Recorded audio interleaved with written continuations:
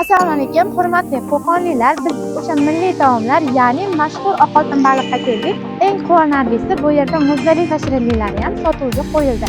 Sizlar bilan milliy taomlar, ya'ni oqoltin baliqni ichini ozgina sizlar bilan ko'rib chiqamiz.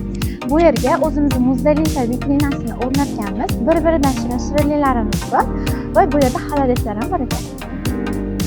Keyin yana bitta gap, bitta vitrina qo'yib olib, bu yer filialimiz emas, bu yer birgalikda hamkorimiz. Eng qizig'i, bu yerda 150 kishiga mo'ljallangan zal bor ekan. Hozir buni sizlar bilan ko'rib chiqamiz.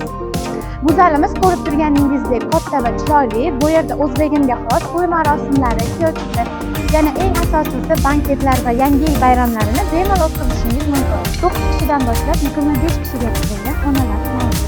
Xonamizda xolalar bor ekan, mana shu gapga.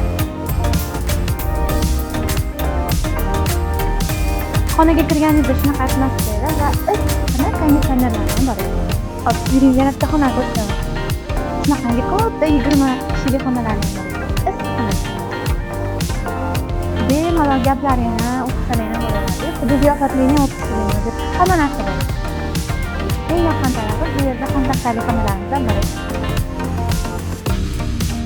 Bu yerda har xil qovoplar ham bor ekan, ya'ni 8 xildan 10 xilgacha.